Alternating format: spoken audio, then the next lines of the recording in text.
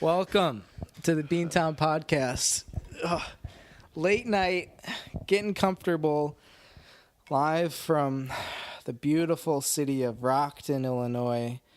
Coming to you live from Illinois, the natural state. It's Quinn David Furness, joined by special guest, and we mean special, Matthew Fiedler. How you doing tonight? I'm doing good. I'm happy to be here. How are your Although vocal it's my house. Yeah. Yeah, thanks again for letting me do my laundry upstairs. We kind of got a little Wayne's World action going on down here. We're down in the basement. Spent a lot of time down in this basement in my life. It's probably basement number 2 in terms of time that I've spent in my life after my childhood home. Oh, really? You didn't visit many basements as a child? Well, neither one of my grandparents had basements. Okay. And I'm trying to think, there isn't really anyone else. I mean, we played a lot of time playing ping pong down here and parties, and there was some explicit activity happening on certain rugs. Yeah. Well, okay. First of all, you can't just drop that. Not first. I feel like I should disclaim that it wasn't us. Wasn't me and Matthew. I feel like that's important. Yeah. Well, before we tell any stories, we should probably mention that listener discretion is advised when you're tuning into the Beantown podcast. Number 1, I should have gotten a cough drop when I was upstairs. Number 1, this is going to be interesting. They occasionally drop some jargon or paraphernalia here or there. Number 2, the podcast is objectively terrible. Although, how bad can a podcast really be when you're joined by the State Line's number 1 tax accountant, Matthew Fiedler? I don't know. The listeners have high hopes for this podcast, and we're going to bring it. So, I feel like you're out of touch with the State Line since you've been away. You don't know what kind of well, tax ever accounts since are on. Eric Sorensen unfriended me on Facebook, That's a low blow. When did that happen? I don't want to talk about it. A couple of years ago. Still raw, huh? Well, I used to be friends with Eric Wilson too. I had double teamed WREX 13, and now they just got a new batch of kids in there. So I don't know. Man, I got a big time beer belly going here. I got a lot of water in there. Let's see. Matthew, you were telling a story about a certain rug. Well, I don't know how detailed I should really get. The fans crave details. It's not really my story to tell. Okay, I'll tell some of it. And I don't think that it affects people that I know now. Of course, to be fair, Unless Heidi's tuning in. No, I don't think so. Well, maybe. She wasn't even there. Beantown Podcast is international now. We're in Winnipeg, Vancouver. Anywhere there's internet, right? Elsewhere. Yeah, exactly. Okay, so I think it was a birthday party. So it was Darlene, my older sister, for those of you who do not know, who are international, and my birthday. They're very close. They're like 6 days apart. August 4th. That's what my birthday is, yeah. And so she invited quite a bit of her friends over, and I didn't invite. Actually, I don't really think it was a birthday party for me now that I'm thinking about it. I think it just happened to be a party around when my birthday was. So it was for her. You weren't there, right? Yeah, you were there. I don't know. You were there. This was like 30 years ago. Yeah. So Quinn and his brothers and his sister were. I don't know if Abby was there. We probably didn't invite her. I think she was invited. You probably just didn't relay that message. That makes sense. And so Darlene had a lot of her then friends over. Ooh, it sounds like there's another story there, but keep going. I think my parents were very keen on like keeping the party outside. I say party; it was more like a bonfire. We had food out there, but for some reason, a few of them slipped inside and then like snuck into our basement. And my dad, I think it was Dad, stumbled across them. He came downstairs to flip the light on, and they were engaged in, to keep it light, some form of yoga pose on our rug. And it just got awkward. There was one person watching and 2 people engaging in yoga. And that's as far as I'll probably go. And ever since then, the baby making rug has been. We don't have it anymore. This is a different rug, by the way, if I remember correctly. Donated it to charity, I hope. And they were never invited. Or the over Children's Hospital, just to complete the circle of life. But yeah, so there's a story. You It's ever not super exciting, but it did happen. It scarred us all. Do you know the song "The Party's Over" in parentheses "Hopelessly in Love" by Journey? Because I imagine that's what your dad was singing after that. The party's over, I've gone away. It's kind of a deeper Journey cut, but if anyone's listening out there, for all 5 of you, go ahead and listen to Journey, "Hopelessly in Love." It's actually a really underrated song. I don't know if you know this. I was actually going to bring it up earlier when we were talking about music, because I think Journey, you might have mentioned a Journey song, and then I forgot about it. Did you know that Steve Perry, the original frontman for Journey, is coming out with his own solo stuff now? Yeah. He was just doing some interviews recently. I saw it on YouTube. Yeah, so it was just recent. I just heard about it on NPR. Well, he hasn't been with Journey for many years now. Yeah, I mean, like, he was there when they got popular, and then he left. But I don't know why he left. Well, yeah, I mean, he was still with them up into the 90s at least. So, I mean, by that time, all their major hits had come out. I mean, I think the last... Sherry? I mean, that's just Steve Perry, right? I don't think that's a Journey song. I think that's just a Steve Perry song. Oh, could be, We can do research on it later. Anyways, I think the last kind of major Journey song that ever came out that would still be considered like classic Journey would be "When You Love a Woman," which I think is like mid-90s, maybe late 80s. I'm not sure, but yeah, that's still him. But I don't know. He had the classic hair. Oh, he got amazing hair. Yeah, with like it's. You know, I don't know if you call that a mullet, but I think he's my celebrity doppelganger. No, you're Dustin Hoffman. Yeah, okay. If Dustin Hoffman and John Cusack had a gaby, that's who you are. Yeah, but the hair situation has been calmed down since. Yeah, your hair doesn't look like any one of those people now. Yeah. But no, I think there's a scene or a picture from All the President's Men. Yeah, I looked at it one time. I was like, "Whoa, that's Matthew Fiedler. That's crazy talk." Yeah, me hanging out with Robert Redford. Still haven't seen that movie, by the way. What? Yeah, sorry. Did you read the book? Nope. Did you read Fear by Bob Woodward? No. Did you see Deep Throat or Mark? What was it called? Mark Felt, the Liam Neeson movie about Deep Throat. No. I didn't see that one either. It got pretty bad reviews, which was a shame because it's like a pretty I'm cool a Liam story. Neeson fan. Well, then you would probably like Mark Felt. I feel like Liam Neeson just doesn't get old. He's like a better version of Bruce Willis. I feel like he's starting to slow down. I feel like that's kind of that'll piss some people off. Did you see The Commuter? Yeah. What did you think? I never saw it. It was a There's your strong okay, right recommendation. after I said that I love Liam Neeson. It was all right. It's not gonna like be like, oh, whoa, this is my favorite movie. It's like a one-off movie. Like you watch it to say you watch it, and like, oh, yeah. I feel like that's kind of what his career in his later years has turned into, unfortunately. Yeah. He got Liam Neeson's never won an Oscar, I don't believe, but he did get nominated at the very least for Schindler's List. He didn't win for Schindler's List. Both he and Ralph Fiennes got nominated in the acting categories, but neither one of them won. Although Schindler's List won probably, 7 or 8 Oscars. So I was just looking at that the other day. Best Picture, I think John Williams might have won for that. I bet Steven Spielberg won for that. So, yeah, it's a classic. Matthew, what's the last Liam Neeson movie you saw that you really liked? That I really liked, huh?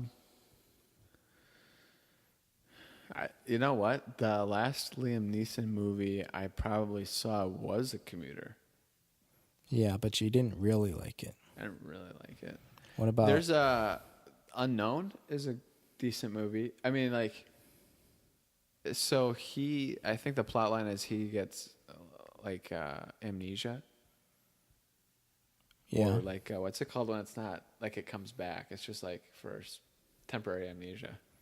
Is there a clinical term for that?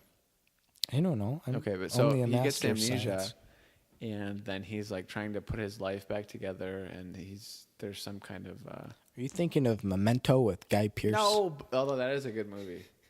There's also there's a Bollywood spinoff of Memento. Oh, that sounds called ambitious. I think it's called Gajini. It's really a great movie. If the Bollywood industry is very untapped, I think, by American culture. Oh, I feel like it's tapped, just not maybe by Americans. Just not tapped very hard. Yeah. Okay. Bollywood. You know, I almost went to Dollywood a couple days ago. Not the same at all. Well, I figured since we were talking about it, we might as well. It rhymes. Yeah. Okay. You ever So go to how was Dolly it? World? I never went to Dolly World. You ever been to the Great Smokies? Yeah. So it's right there. You should have hit it up while you were there. Yeah. We I drove. feel like I'm kind of missing out. Well, a little bit, yeah. We drove by it one time. We were driving from North Carolina back to Northern Illinois, and we went through the Great Smokies, and I think we drove through Pigeon Forge and Gatlinburg. Is that what it's called? I was driving from Knoxville to Chattanooga on Thursday evening, and you can go the direct route right along the interstate. It takes you about an hour 40, or you can go into the Great Smokies, The Adventurers route. and it takes forever. If you go all the way to Cherokee, North Carolina, which is on the other side of the park, and then back out to Chattanooga, that takes about 5 hours total. That's what I did last year. I was driving from Chattanooga to Knoxville, and I went all the way to Cherokee and then came back out. And it's fun. It's really pretty, but it's also, 5 hours to go a grand total of probably something like, I don't know, maybe only like 150, 160 miles, because once you're in the park and then also the Cherokee National Forest, it's just Windy roads. extremely windy, and it's not a speed limit situation. It's just you physically, unless you want to crash your car. Well, how's your traction control? Like It's great, but I don't know how much that you really want to test. Yeah, understandable. And then you get behind the minivan, and you can't pass because you can't see anything on the other side. So I decided this time around, I kind of did a halfway, so I didn't go, although I technically at one point did end up in North Carolina, but I didn't go all the way to the other side of the park or the forest. I kind of went halfway in and then came back out.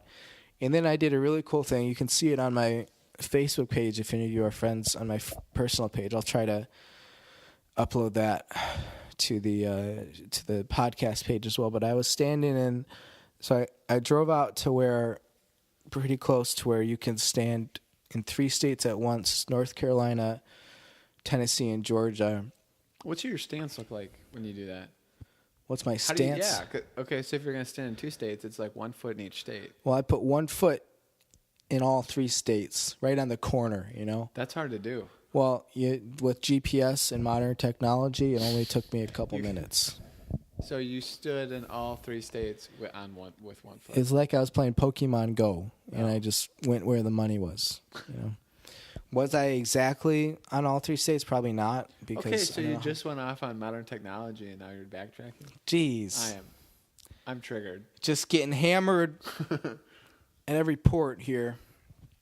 It's like you're playing Lord of the Rings Risk, and you really thought that your hold on Gondor was strong, and next thing you know, armies from the east, Mordor, this Dead Marsh's armies are piling up. Oh, don't forget, Minas Tirith is under siege. When's the last time you actually played Risk? Played Risk? Yeah. Probably 10 years ago. Really? That long? Well, probably more recently on the computer, but... So for people that are listening, basically the only reason why Quinn and I talk was because I think you came over one day and taught me how to play Risk, right? Did we teach you how to play Risk? Yeah. Oh. I think so. I mean, like That's had fun. it. I had it, but I didn't really know how to play it. Yeah, we spent a lot of time growing up in general, both my family and then with Matthew, playing a lot of Risk. I think with you, we probably played original most often because we would play on your computer more frequently than not. It was a lot easier to set up. A lot easier to set up, and Matthew could cheat. And yeah, F12 or whatever it There's was. a few people, actually, only a handful of people know this, but then I found like a crack to the the software, and it was like unlimited reinforcements, and I slowly and surely was building an army against. I think it was just Jack and you, right? Typically, yeah. I don't think I ever played with Walt. No, Walt was always busy doing stuff. We would sit up on the second floor of Mount Olive Lutheran Church in Alpine Road during volleyball tryouts and play Risk. What a time to be alive. Oh, man. I forgot about that. Yeah. I just, I told you I was seeing those swing dancing photos on Facebook the other day. Yeah, Quinn and I used to be swingers. Oh, yeah. We swang. Swang. The 60s key parties, all that stuff. But I saw the windows, from the gym into that youth room or whatever it was called. And so that made me think of that. I played a lot of Risk. When my brothers and I, we played a lot of Lord of the Rings Risk. It was a little bit more involved, some more variations. The map was huge. That was a lot of fun. Here's the problem with 3-player Risk is, especially my brothers and I, all fairly conservative in terms of our military strategies. It's really tough when you play 3 players to really make moves on anything, because if one person is ambitious enough to make a big strike against another player, then inherently they're left weaker and exposed to the third player. And if you let that happen, then chaos ensues. And if there's one thing we don't like when we're playing Risk, it's chaos. We like a nice, orderly, neat game. You want to always feel in control of everything. You want to have, this is my territories, and I'm going to hold this continent this turn. And no, I'm not going to try to take all of Asia, but that's okay because you're not going to either. So I had a similar issues because my sisters were all pretty much down with playing Risk too. So like when I wasn't playing with you, I'd play with them, but I come from such a loving family that they felt really bad killing you off. So it ended up just being like, we'll get you really close to dying, but I won't finish you off because I feel bad because then you're not playing anymore. Yeah, it's much more world diplomacy than military takeover. Yeah. Although, so I was a little bit too young to really experience this fully, but you would always hear stories of people, my brothers, but other people going over to like, I won't name drop, but certain people's birthday parties, and Risk was always a thing there. And you get, you're playing 6-player Risk, which I think is the max you can play in the original. And oftentimes in 6-player Risk, if you are the last person to have a turn, you're pretty much dead. There's a good chance you don't even have a turn. Yeah, that's very true. I mean, you might start, I'm trying to think off the top of my head how many territories there are on a normal Risk board. Probably not a ton, probably somewhere around like 30 to 40. And so if you're playing with 6 people, you only have 6 to 7 territories to start a game, and you just might not physically get a turn, or you get one turn but you're not able to really do anything, and you just pick up your 3 reinforcements, and if there's someone else who gets a continent bonus, then you're screwed if they decide they want to come after you. So this just in, we have 42 territories. 42 territories. I was pretty close. So if you play 6 players, everyone gets 7 countries. Yeah. And there's also a big incentive if you do get one turn and you take a card, then you're even more of a sitting duck, because if someone kills you off and they get your card, right. And in a big game like that, that can mean a world of difference. No pun intended. So if they don't kill you off the first turn, your reinforcements, I'm guessing it's just 3. Yeah, we're getting really nerdy now, but you get 3 in reinforcements, and you're just more concentrated. So like it'll probably be at that point of the game, it's slightly harder to kill you off. It's just easier to do it the first turn.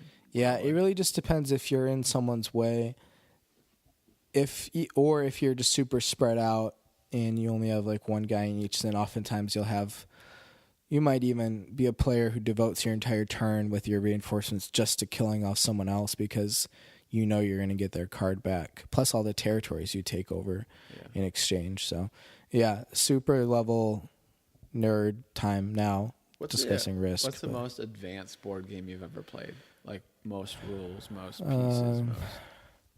I don't really imbibe too much, especially since I went away to college and crazy board games. My oldest brother Walt, and maybe when he listens to this, he'll leave a comment on our YouTube page, but there's a certain game that he plays with some college buddies who had gone to the college he went to and graduated before he even got there, but nevertheless college buddies because he met them while he was at the college.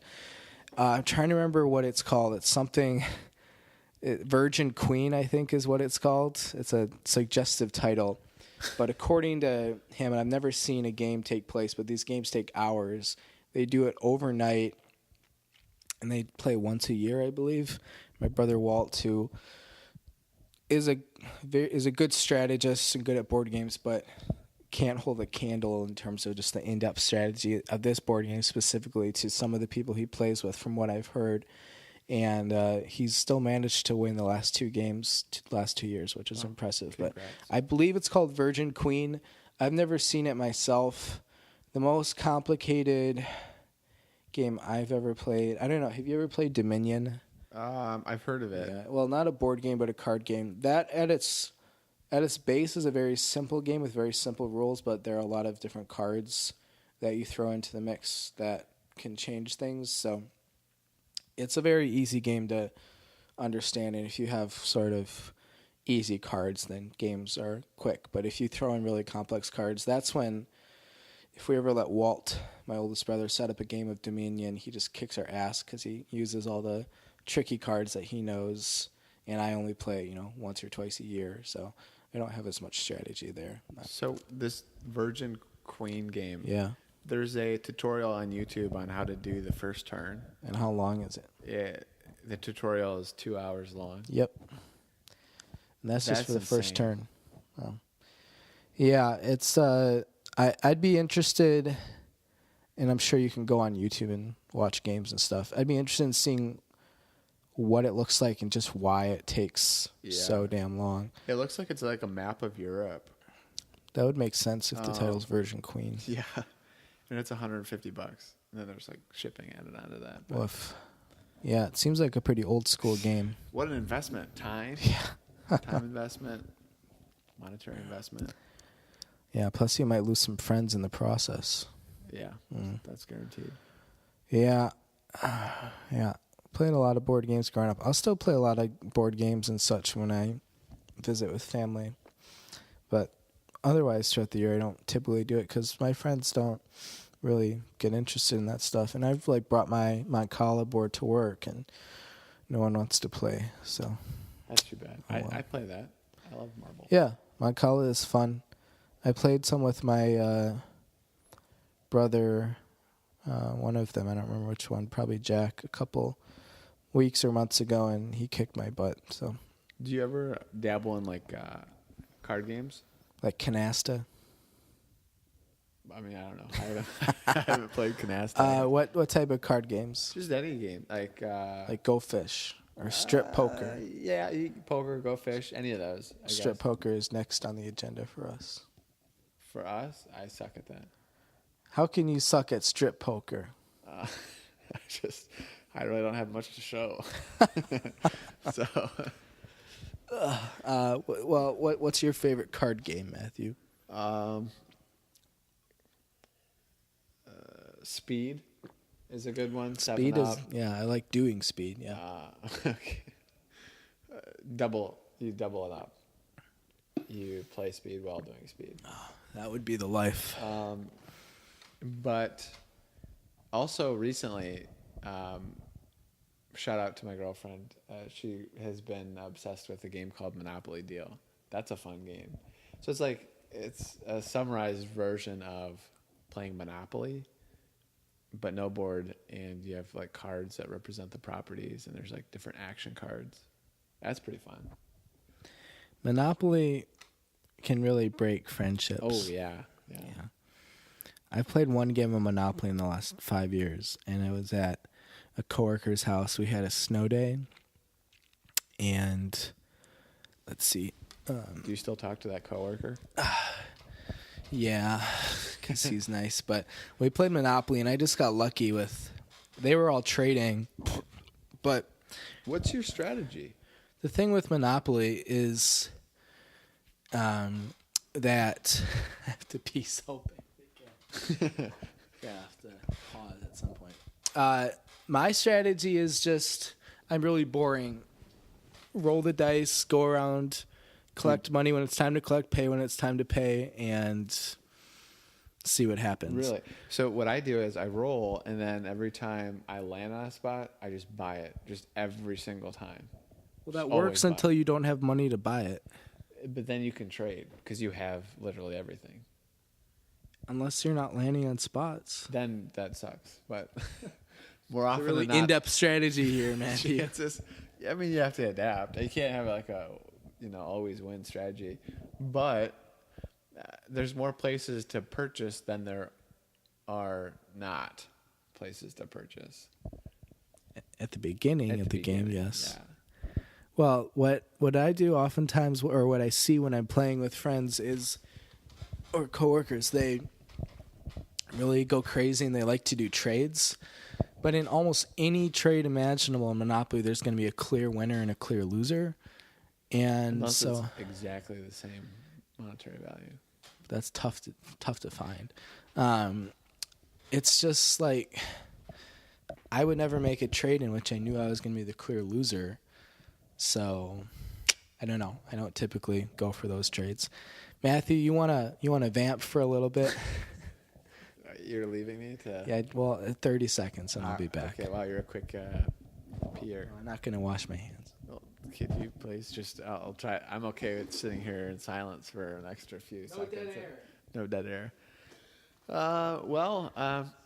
I guess this is our 7th inning stretch. Not for me, of course, but for Quinn. For those of you that are still listening, thanks for still listening. Yeah. Wow, I really ran out of things to talk about pretty quickly. If you guys have not checked out the Beantown Unplugged segment that was shot earlier, we're doing this subsequent to that. But it probably hit the internet a little bit quicker. So that should be up, and I think that's up on the Beantown Podcast Facebook page. And I'll have to double check on Quinn's posting strategy if that's also put out there on Twitter as well. But if you want to see some old classics get slightly butchered, then go ahead and check that out. The butchering wasn't so much on Quinn's part, but there was some higher falsetto and backing vocals that were pretty rough, as well as just overall guitar playing. But be sure to check that out. Also, you can email the Beantown Podcast at beantown@yahoo.com. And I verified with Quinn why he's using Yahoo, but apparently that's the up-and-coming platform. Is that correct? I think it's came and it's went, but I think we need to hook you up with Gmail. You might get more mail. You might be getting mail. It's just being sent to spam. I really don't know. Here's the thing. The Beantown Podcast is an all-American. Do you wash your hands? Absolutely. Okay, good. It's an all-American podcast, and we like to look to the past to guide our future. And I think Yahoo is both the past and the future. Oh, yeah, with Ymail. Is that what they call it? Yeah, so it's their spinoff of Gmail. But it doesn't quite ring quite as well, but you can always email us. Beantown, I don't know if you already did this. I slightly did. I didn't spell it out for him. Yeah, well, you got to, so in case people can't understand. Beantown Podcast, yahoo.com. That's Beantown, B-E-A-N-T-W, podcast, yahoo.com. Well, how do you spell, how do you spell town? You Look, just went over. This is my show. Town. We're going to spell the way I want to spell. Maybe that's why you're not getting.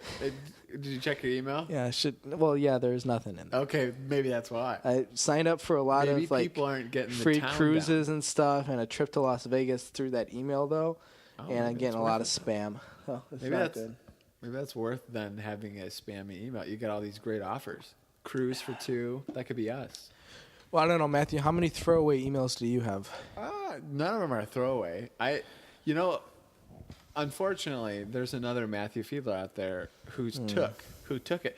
And this is a big question that I have. I'm going to go on a mini rant here. I won't take up too much airtime, but so once we have children and they have children and they have children, what happens? Do they like phase out emails? Like, you know what I mean? I think we're going to run out of some... There'll be a process, if there isn't already one, for identifying people who have passed and removing their... Yeah, because like what... That'll have... I'm sure there's at some level somewhere something like that exists. It hasn't had to have been a thing yet because... It hasn't been considering the internet's only been around for 30 years. It's in its infancy. But, yeah, in the next 50 years, that will definitely become a major... I don't think necessarily a problem because I think it's an easy problem to identify. Yeah. Maybe not a super easy one to solve, but I think there are some smart people out there. They'll figure out how to do those things. So, yeah, I have background checks and stuff. Maybe 3 personal emails, and they're all variations of my name, and then just like a number at the end. But what are you using? Oh, the Gmail. For? Yeah. So what are the other two? What are their purposes? Oh, they're all Gmail. They're just different emails. But like, why? Why do you have 3 different Gmail ones? Because one I never check, one I never check, and then one I use. So what's the purpose of having the other Spammy, like stuff. If you have to sign up for something, you just do it. Okay, that's what we call a throwaway. Yeah, that's why I said that. Okay, so I asked you how many throwaways you have, and you said none. No. I said, I mean, throwing them We're going to have to away. listen back to the tape on this one. Yeah, I don't know. Ugh. My short-term memory is not grand. You have short-term amnesia, like we were talking about earlier. But, yeah, so I technically have 2 then that are throwaways. All right. I'm trying to think. I haven't entirely... Hold on. Yeah. Let's go back. So what was the... you don't have to say exactly, I guess, but what was your first email address? My first was email it like address... SassyPants43 or something? No, it was qdave016@yahoo.com. Okay, still with the Yahoo.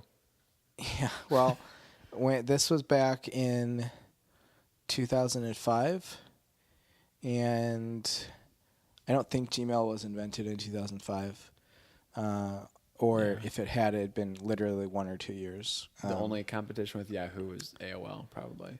Yeah, AOL, Comcast, like my parents. I don't even know if Comcast.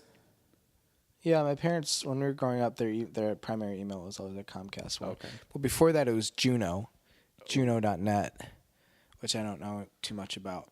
But, yeah, I had a Yahoo email address first, and the only reason I got it was because I started playing fantasy football when I was 10. Okay, yeah. And you need an email address for that. Then I got my regular personal email address when I was probably, 16 or so, around that time, like when I got a phone and stuff. Yeah. When that stuff starts to become a little bit more relevant, although I don't recall really almost ever using my personal email address in high school, probably only to like hit on girls or something before I had a makes phone. sense.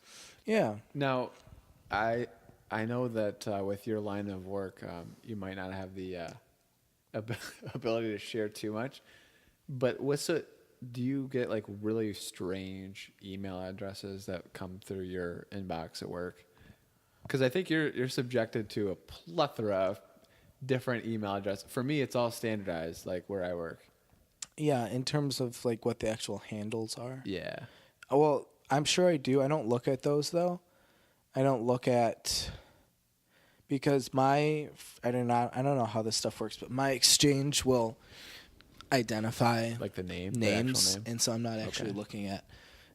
It's there if I wanted to look at it, but I never do. I just look at the name and then I see, the message, the subject line, all that stuff. So I'm sure they do, but I don't actually look at them.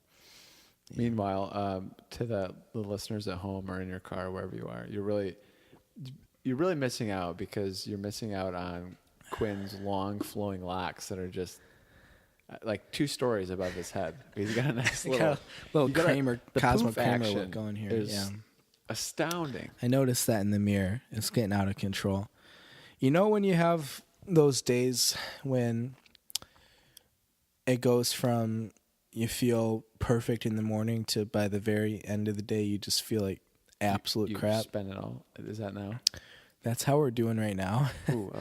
Most of the day I've just been the sore throat. And then I think the Bon Jovi we were doing earlier really kicked something into hyperdrive because now the stomach's going. And just now, like in the last 20 minutes, the congestion is starting. In fact, I was sitting in the bathroom. We need to get some Mucinex. I need something. I think that's what or it is. tea or whiskey. I can get you both. In fact, I was sitting in the bathroom during this podcast thinking to myself. Where were you sitting? On the throne, right? On the throne. Okay. And I was thinking, wow, this is all kind of going the way expected, but I haven't had any congestion yet because if it's going to be a mini cold, then I'm going to have 2 or 3 days where I'm going to have to be blowing my nose quite a bit, which will be fun because based on how it's going today, the worst day is going to be Monday and Tuesday, which is perfect right when I start working again. But now the congestion is coming. My breathing, there's no like snot or anything, but I can already feel that my nasal passages are getting a little bit more swollen, and my voice is getting a little bit deeper. Yeah, but that's good for the podcast. It's great for the podcast. I was gonna say that people dig that deep. Oh yeah, people are quality. flocking to this episode for sure. How low can you go? Walls up, double down. Isn't John Mellencamp coming to the Coronado soon? Yeah, I'll have to come back for that. John Cougar Mellencamp. Matthew, who are some of the bigger artists you've ever seen live in concert? You're a big music guy. Yeah. I've seen Coldplay live. Yeah, that's pretty good. Seen, Lord Huron live. Yeah, we all know Lord Huron. It's everyone's Khalid favorite I've seen band. live. Who? Khalid. Oh, I remember you telling me about that. That was pretty good. That was a rough concert, though, for me. Oh, yeah? You got stoned? Well, secondhand. Secondhand stoned. I wasn't going to tell anybody this, but I also threw up. Nice. Yeah. You know what, though? The concert goers were very nice, and they offered me water that was like $10 a carton. They just said, here, take it. Wow. To which I took, and then I was like, I don't know what's in this. I assume it was water, but... Well, chivalry is not dead. Yeah. But yeah, that was a good concert. And then I think I saw Mercy Me. Well, they're a pretty big name in the Christian scene. Yeah. It was one of those like 10 for 1 where you go and like all the hip and happening Christian artists are there. I can only imagine. Yeah, and I did. I didn't have to because they were singing. So right long, self, well, it's been fun, but I have found somebody else. So long, self, there's just no room for two, so you are gonna have to move. So long, self, to take this run with me. I'm wrong for you, farewell, oh well, goodbye, don't cry. Wow. Oh, so long, self. I don't think I even.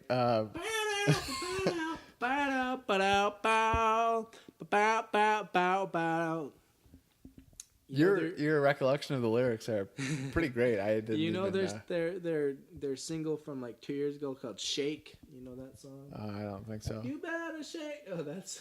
What are you trying to do to me? That's Aretha Franklin. Oh, so not. I don't remember how that song goes. It's pretty catchy though. We can watch the video after this. It was good stuff. It might have been nominated for a Grammy. Get out of here. Well, the Grammys, there are like 70 categories. Can you rant a little bit on Christian music? Well, you know what I'm going to rant on? Anyone can win a Grammy these days because they got it for like best spoken word performed in a small theater. You're getting close to something that I'm very passionate about. So I'm going to cut you off. Okay, I don't want to hear any of this crap about like, oh, Bob Dylan doesn't deserve a Nobel Peace Prize. No, not Bob Dylan, but you know who doesn't deserve a Grammy? Obama. Yeah, okay. He does have a great voice though. But what's your best Obama impression? Can we? Okay, I can't do an Obama impression. You can knock yourself out. America. That's not Obama. The Beautiful. I think it's just the way that like you end your syllable. It's the way of speaking. It's not necessarily his vocal quality. Well, you're supposed to do both. No, I can't do both. I can only do one. Look, this podcast might be pretty terrible. But There it is. Dude. I think if you give it a little bit of a listen, you might just find something you didn't think you were going to be looking for. And what it might mean for you, the listener, is better quality of life. You sound like Obama with a head cold. Obama with a head cold. Yeah, we covered a lot of ground. Ranting on Christian music, what specifically do you want me to rant on? Because I love the Christians. Yeah. So People say I don't like Christians. I love the Christians. Yeah. I don't know how to say that. Speechless. So when you're scrolling, I say scrolling, but like when you're flipping through the channels on the radio or however the kids do it these days. I don't have a car, nor do I have a TV, All so right, there's not a lot of channel flipping. It always used to be. I remember the days when they had like the way it seems to me.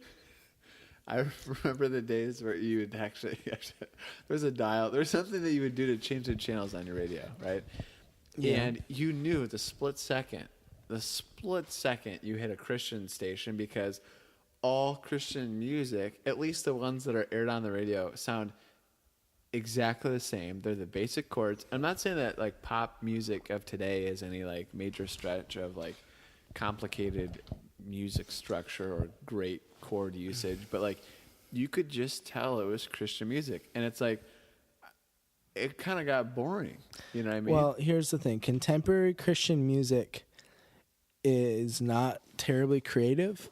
Yeah. And the reason for that is because they're caught in between a rock and a hard place. Because you get, unless you're like a big time solo artist who produces Christian music, and now I'm thinking like a Skillet type of band where they're a Christian band, but you're not singing their songs in church. There aren't very many bands like that. Yeah, like Skillet or like. I mean, Switchfoot's not going to come out and explicitly say they're a Christian band, but a lot of their music deals very clearly with Christian themes. But then the majority of mainstream Christian artists, someone like Hillsong or Chris Tomlin, they write their stuff with a specific goal in mind of making their songs easy to sing as part of a congregation. Right. If your song is going to be easy to sing as part of a congregation, it inherently can't be that out there or creative. And, you know, I've had firsthand experience with this. I go to like a mega church with a really good band, and they might play a kick-ass song that also happens to be a Christian song, but then you're just at a concert because nobody is... Right. No one can 95% of the people don't have the musical... prowess. Yeah, to be able to...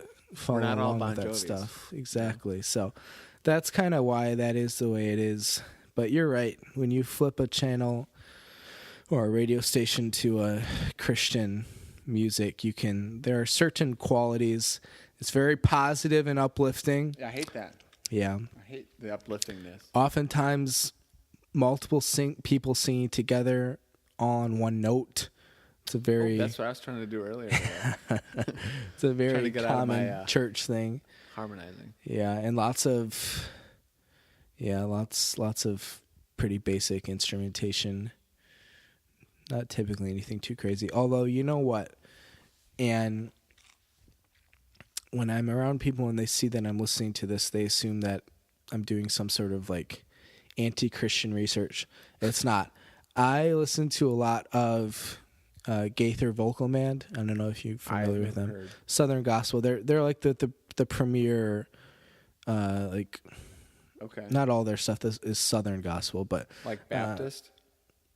Yeah, Choir more or type? less. We can look at it after, and I'll show you what I mean. But I do listen to a lot of their stuff, and it's not because I'm really digging all the Christian themes and things that they sing about. Some of that can be hit or miss for me, but these guys, and I'll show you after we're done, you'll see what I'm talking about. They get the best. They get the best people to sing in that group, and they are crazy good. So I appreciate that, not as someone who's searching for organized religion in my life, but as someone who really appreciates excellent singing. So I actually listen to their stuff pretty much every day, not for like my morning ritual of spiritual upliftment, but because like it's really catchy stuff. So that Bill Gaither, he writes some catchy songs. Good for Bill. Yeah, good for Bill. Yeah. So so you mentioned that you listen to that every day?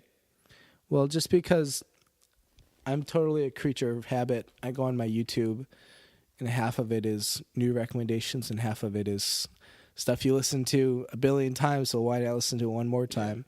And so I say I'd love to. So besides that, what's on your radar as far as current music? Well, I've still been listening to Death Cab a lot lately. Okay, they're classic. Not a ton of their most. They just dropped an album a month ago, and I don't know. It was okay. It wasn't amazing. Nothing that catchy. But I have been getting into a lot of their older stuff. Because before I started really listening to Death Cab in earnest, like 2 months ago, I could have told you a couple of their songs. And I actually saw them in concert one time, maybe 3 or 4 summers ago.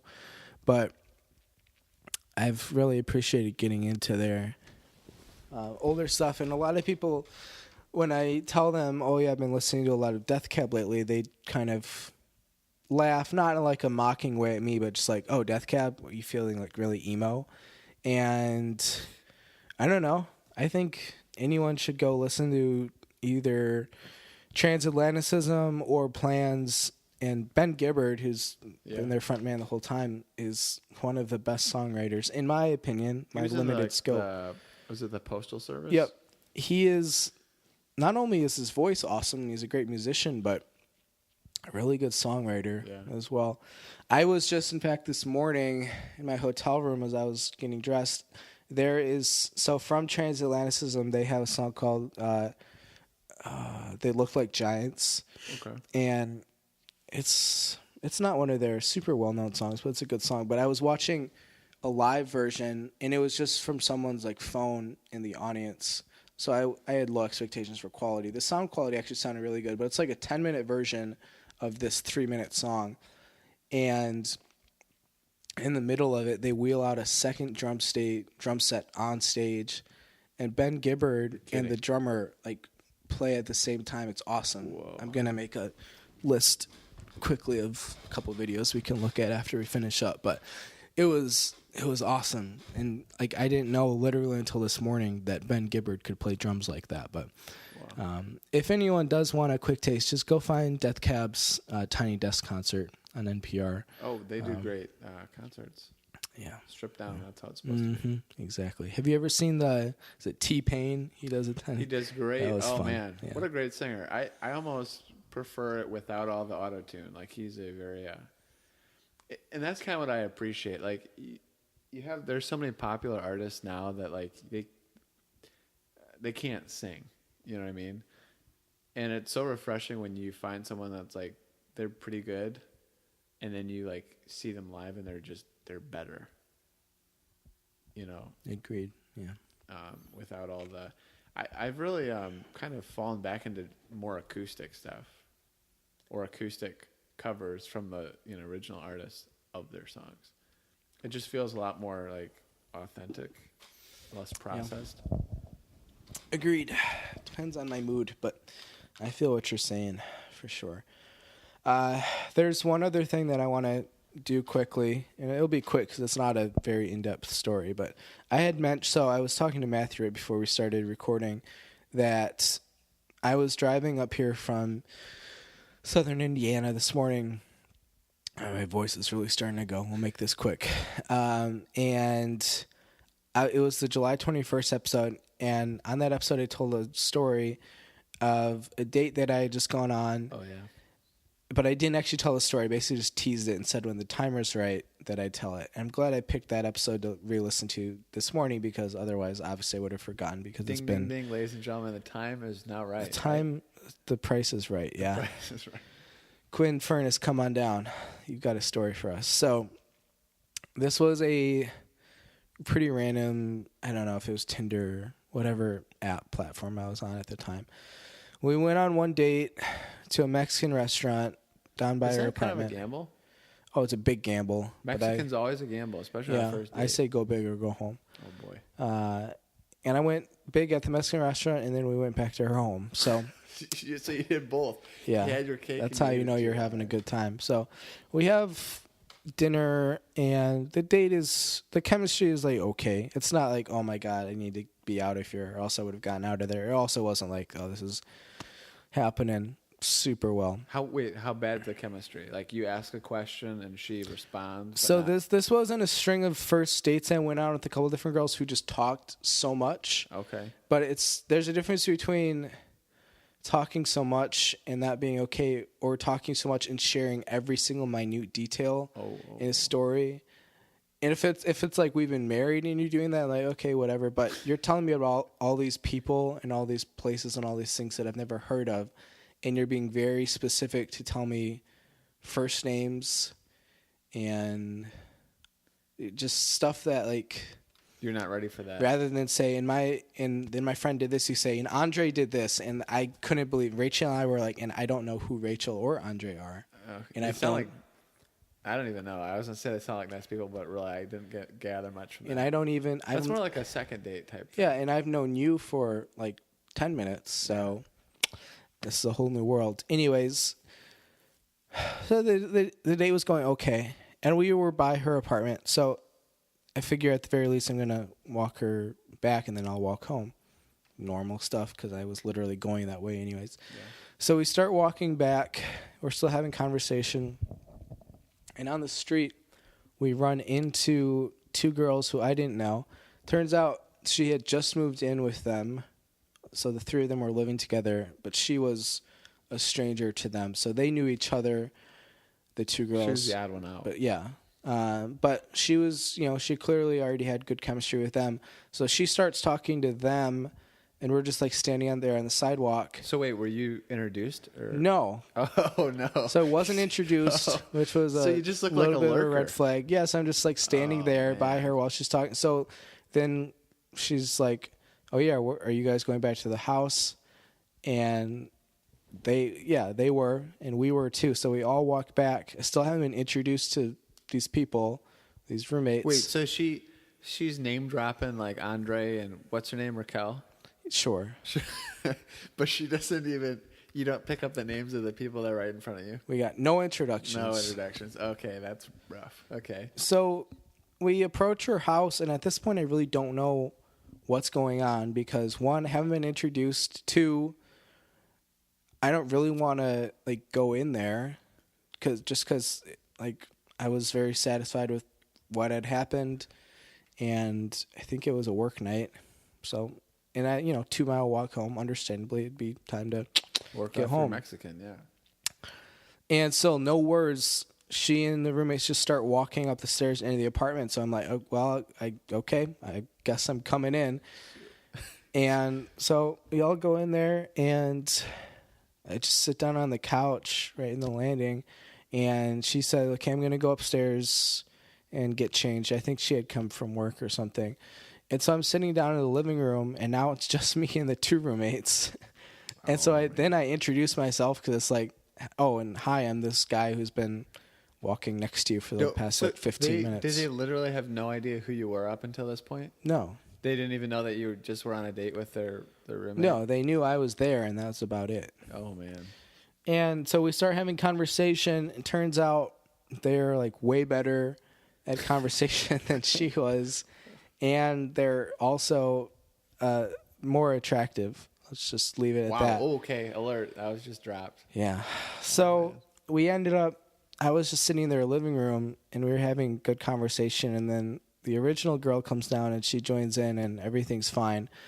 After probably like half an hour of sitting there, I was really like, okay, I need to get out of here. And I had mentioned on the earlier podcast that it was similar to a Seinfeld episode because I was thinking at the time of maybe trying to pull off a double switch like in baseball. Although this would have been, 2-for-1 instead of just 1-for-1. If you could have even handled that. Yeah. And then this is the type of if there's a movie that just cuts to black right in the middle of the third act and that's it. Because I went on vacation and I never texted her back, and then I started talking to my new lady, and that was the end of the story. Does your new quote unquote new lady, did she listen to your podcast? She sure does not. No. Oh, okay. Yeah. So we can, badmouth her all we want. So if this down the line becomes serious and she goes back digging. Well, I'm not really worried about anything. Yeah, I don't know. I was just did you say something while I was in the bathroom that I need to know about? No. This is, I think, podcast 38 maybe, and for the first time ever, someone else had full control over the podcast for. You know what? And I should have taken a little bit more advantage of that than I did. I wasn't preparing for that. How does your bladder feel now? All right. Okay. I'm ready. I'm prepared. For all the doctors out there, is there any science behind the fact that you have to pee more when you're sick, or is it just because you drink more and you're not? That might be a you thing. Well, I'm going to go again. So you got another minute of platform, then I'm going to come back and we'll wrap up. With the same type of story. I remember, so I've known Quinn a long time, and we used to throw back to the days when we were line judges for volleyball. So Quinn and I were great at line judging. You give us a flag, and my sisters played volleyball, and so does his sister played volleyball as well. They play on the same team. And we would, because we were there, we were supportive brothers, we would be line judges. So if the ball lands on the line, if it was out, you whip that flag out and you tell the main ref that it's out. But we were very good at what we did. All the refs loved us, I think. And there was a tournament in Waukesha, Wisconsin. And Quinn rode along with my family, and we get there, and I guess Quinn will have to explain when he comes back from finishing up his business, but he did not go to the bathroom. I think it was the 2 days that we were there, and he I know this is not healthy. I have since learned. I had an idea that it was not, but he had to pee so bad, but he was determined to set a record for how long he could hold it. And I think the last day is when he finally, I don't want to say burst, but he gave in and he could not hold it anymore. And Quinn's walking out now. How was it? 2 days that you didn't go to the bathroom in Waukesha? Number one or number two? Okay, can you go number two without going number one? I can't. I can go number two without going number one. Wow. It's very uncomfortable. I would never do it, but I could. It's just natural to go number one when you go number two. Yeah, it's a package deal. It's a package for my package. Oh, that's too much. The best joke of the podcast came 58 minutes in. Is that what we're at? 58? Yeah, we're doing well. Oh, man. We talked about a lot. Liam Neeson. We talked about Risk for a solid 10 minutes. I don't know what we've been talking about for the past 20 minutes, but we talked about it. Urination, Mercy me. Evidently. Urination.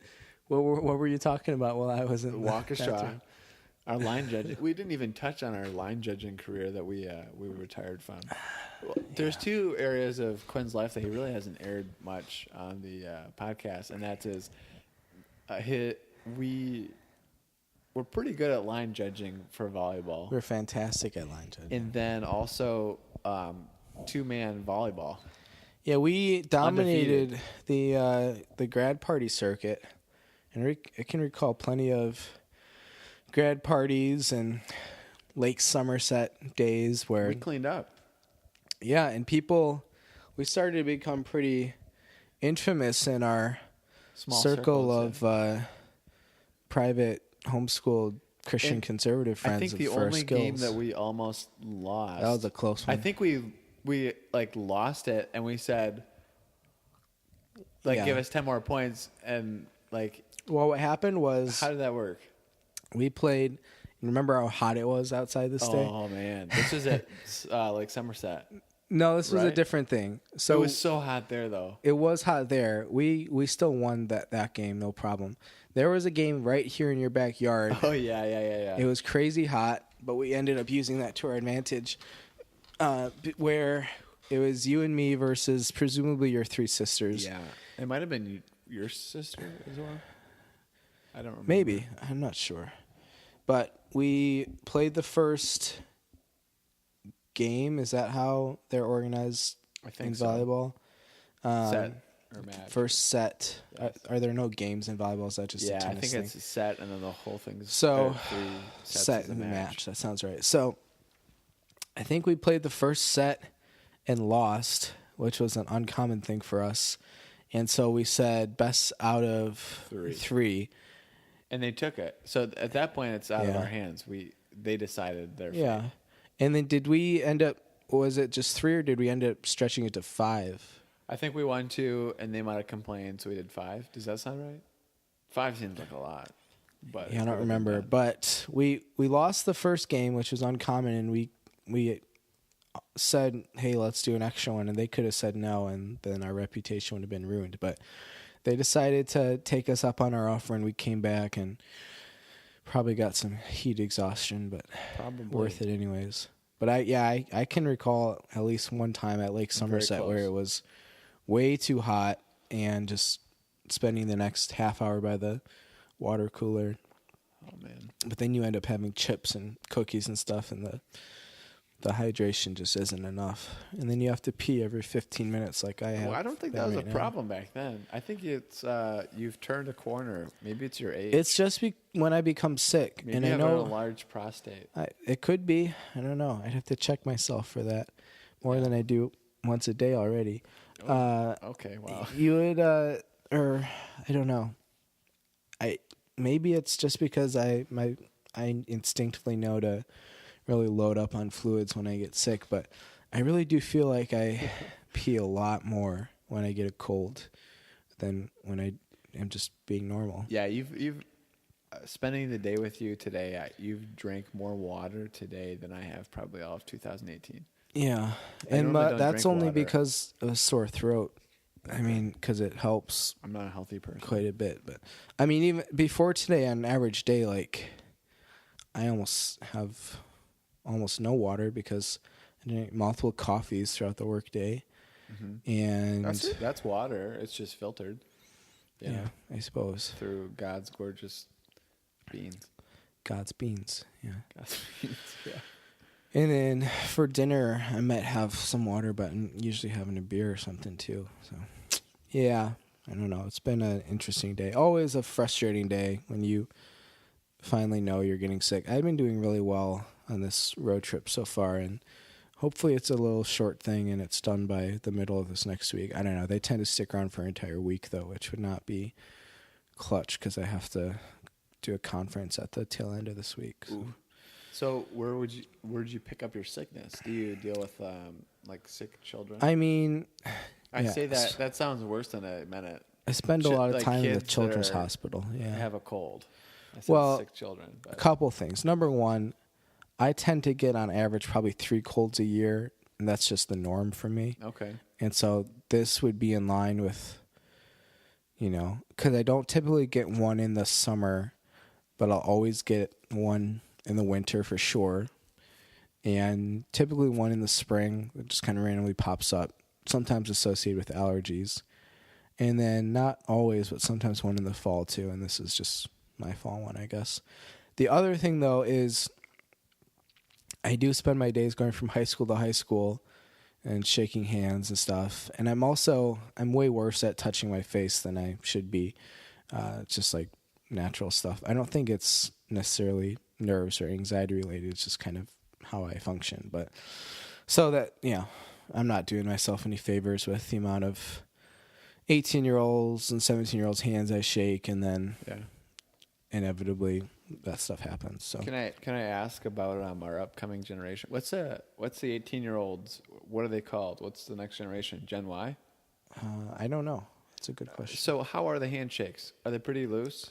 Pretty dead fishy? Most of them are pretty loose because a lot of the kids I talk to are kind of the stereotypical nerds, and most of them tend to not be as socially up and coming. Oh, So that's too bad. occasionally you get some kids who try to strong arm you like Donald Trump, but Really?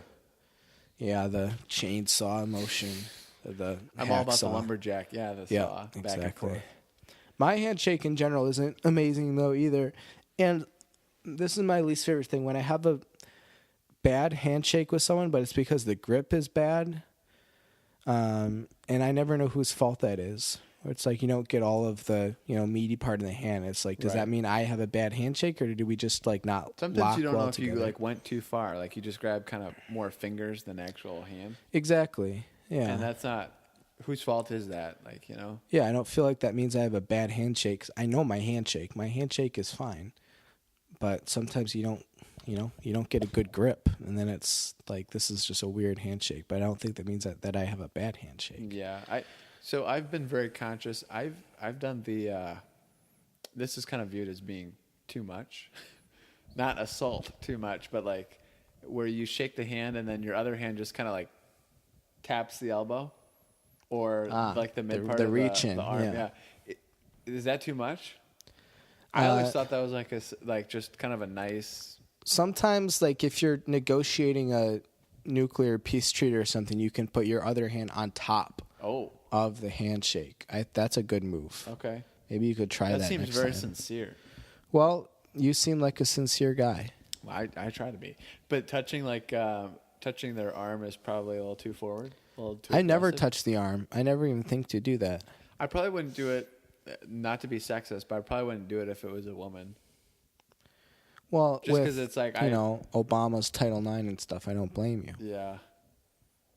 I guess why is it different? Does it really make a difference? I don't know. It shouldn't. It does. It shouldn't. This is a separate gender podcast that I'll have to get an expert here for. I heard that we're up to 86 genders now. I haven't done the research on any of that. I just like heard the numbers floating around. It is kind of baffling to me though. I'm eager, although I'll forget to do it for a couple other weeks, to read about that and try to understand what all those different distinctions that they're claiming exist, because 86 is a lot more than the 2 that we're used to. So. That's so much. Okay, so if I say how many genders do humans have on the Google machine? Let's see what comes up these days. It says, it doesn't even say. Google's trying to walk that line, It says 23 chromosomes. That's not what we want to know. No, that's completely different. Here's a list of the sexualities and their definitions. I hope they're just 1, 2, 3. But sexualities is different than genders. Like, there's a very new and specific conversation about genders. Genders and sex. There's a lot. It's probably 8. Yeah. What are they called? We've got transmasculine, social dysphoria, body dysphoria, butch, femme or femme, binarism,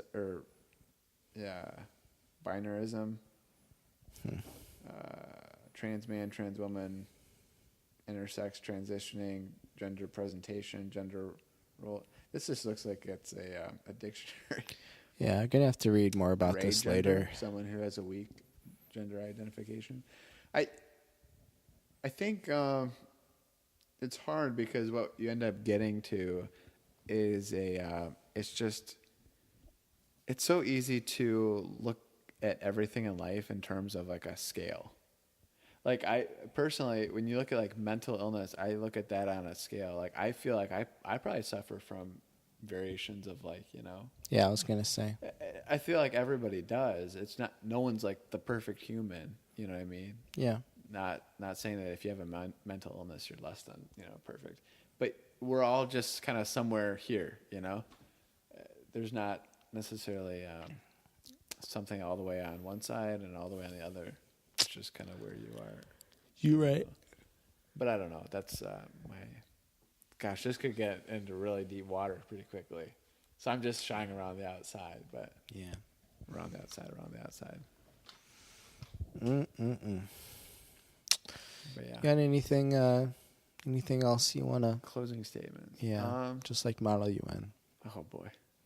Well, what was the last? Don't ask me. I don't know. I sucked. No, you didn't. Who was the main person? The deus?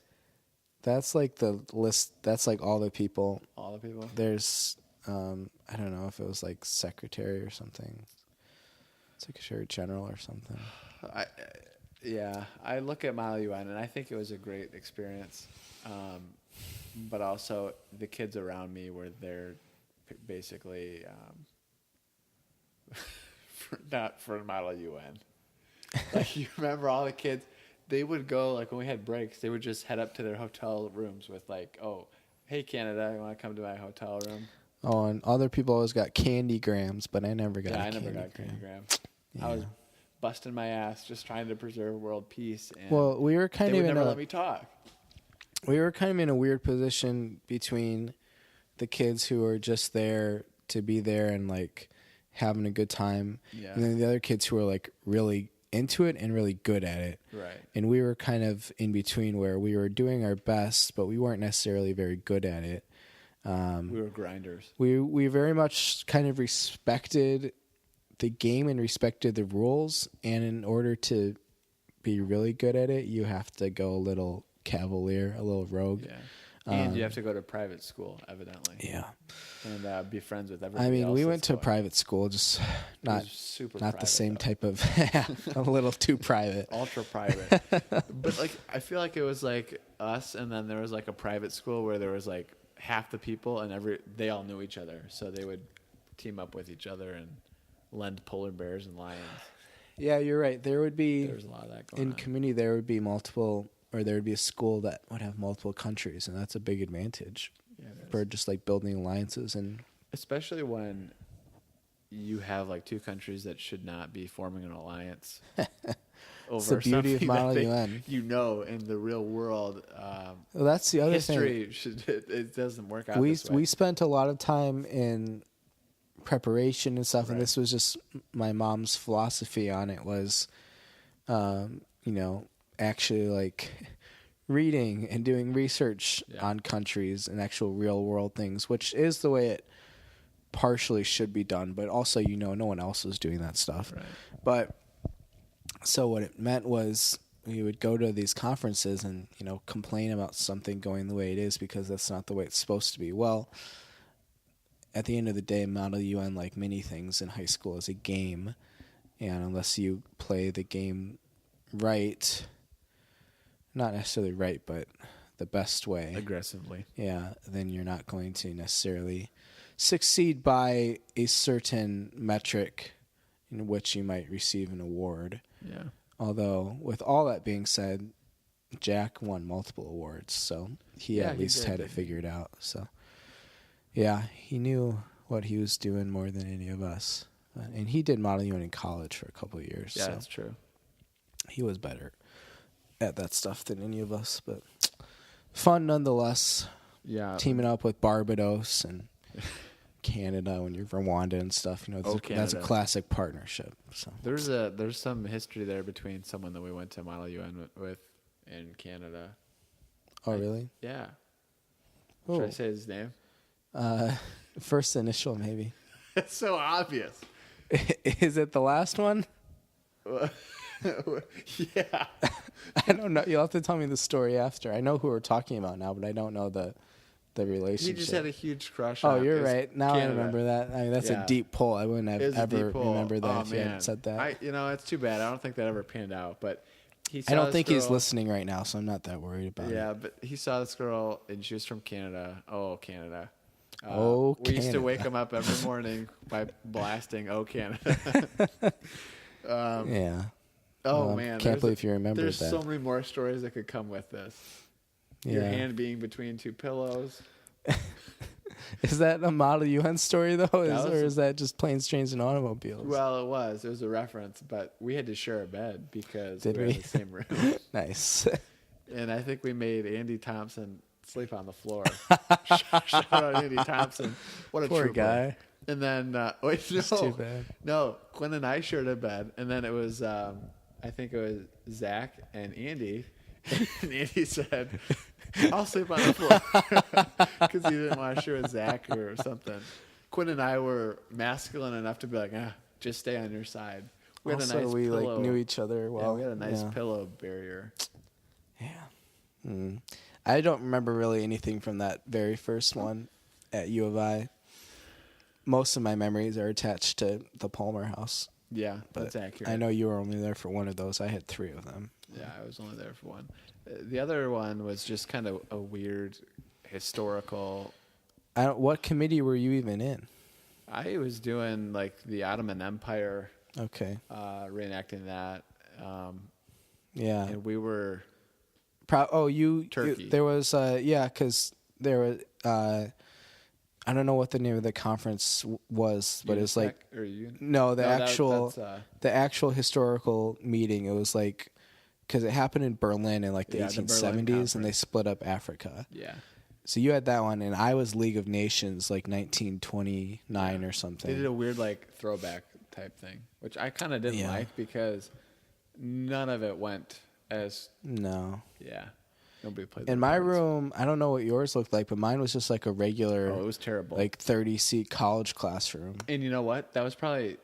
It might have been the same type of room then, because we were in a very small room with terrible desks, so squeaky, and then I remember Italy was just like 2 college prep guys who were pretty much dressed exactly like how you'd think they would be, and half the girls were in love with them, and that's pretty much how they swayed the room, and the people in charge just didn't care. So think about it. It's a bunch of like 19-year-old U of I students running. The hormone levels are rushing, and Russian and gushing. The desk a little far, but good times. Good times. I have memories from that. Yeah, I was the only ever person to do 4 years of Hofstra Model UN because it only existed for 4 years. Yeah, I only did 2. It was 2, right? Yeah, I was in there too. Yeah, you were one of the OGs. It was fun. Yeah, spent a lot of time in our basement, like practicing and stuff. Yeah, good times. Okay, you got anything else you want to throw in here before we? Oh, geez. Last time you asked that, we trailed off on. Yeah, we're up to 77 minutes. 77 minutes? Yeah. What the hell? Should probably go for 80, right? We talked about a lot. We've been all over the place. I would say if you've made it this far, good for you. Keep supporting the Beantown podcast. I think it's a worthwhile endeavor. I haven't missed an episode. That's good. I might not listen to this one. At least not for a while, because I know everything that this is going to be a good episode. This is going to be a fun one to listen back to, because we just talked about a lot of funny things. A lot of random stuff. Sometimes that's the best. But as far as like adding any knowledge, imparting any knowledge or parting thoughts, I don't have too much. Well, I've gone like 9 months without any good knowledge or thoughts, so don't feel bad about one episode. If you would like to follow me on the Insta chat, on the Tweetergram, it's pretty much just my name. Sometimes you throw a T in there, though. Yeah. Do you know what my middle name is? I sure do. What? I probably shouldn't say it on the air, though. That's probably fine, right? I don't know. I don't want anyone coming after you. Okay, that's fine. Yeah, after the Beantown Unplugged... I don't know. Coming People with pitchforks. Might be pissed off at my vocal performance and or musical inability. Yeah, all 45 of my personal Facebook friends who viewed the video are going to be going nuts. I think it went up. I think it's 56. Oh, that's pretty good. I haven't checked. But I'll have to look at the analytics after this. I only got 2 hate messages. So that's pretty good. That's a decent ratio. Yeah, that's better than I normally do. But yeah, I'm out. That's all I got. Pretty much all right.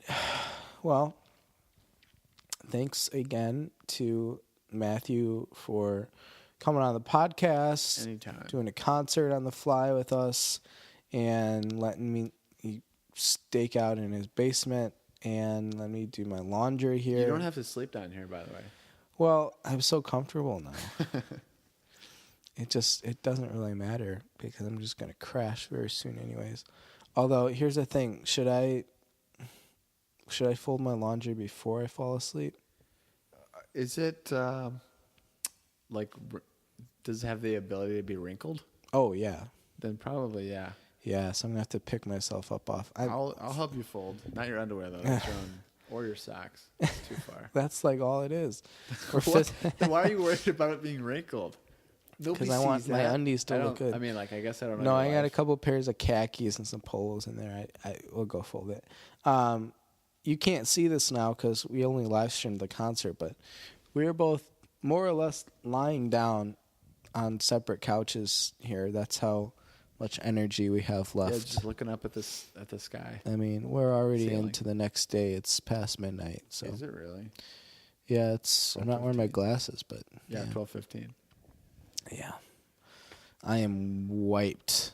I was up at 7 this morning. It was about a 6-hour drive up here, and we played some Call of Duty, explored some virtual reality. Oh yeah, Quinn's pretty good at that. You picked up on that pretty quickly. Yeah. Yeah, give me a couple extra, years and I would get better at it. But did some skateboarding action. Got some sick videos and pictures. Oh yeah. Etc. We'll have to look at those later. Yeah. And ate some food. And did the chicken some was a little podcasting. dry. Did you catch that? Well, here's what we needed. We needed a spoon in the pan to capture some of that sauce. Yeah. Because what ended up happening was there was a lot of good sauce that just wasn't used for anything. Yeah. The sauce would have been good to ladle over some of the potatoes. That's why I did the dip. Yeah. Before I was onto that. Yeah.